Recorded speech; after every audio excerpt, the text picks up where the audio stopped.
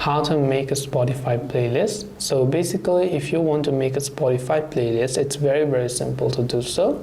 All you have to do is go ahead and then basically launch the Spotify app or the website. So this can also be done from the app. On the app, you have to go to the your library page, right? On the website, you'll find them right on the left hand side.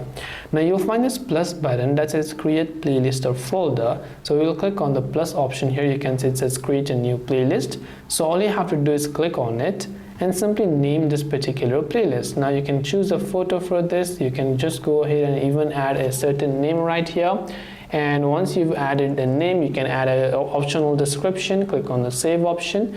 Now you can search for songs or episodes to be able to add on this playlist. Or also, while you're listening to a certain song, you will be able to add them manually. And either way, this is how you can just go ahead and then basically actually create a playlist on Spotify.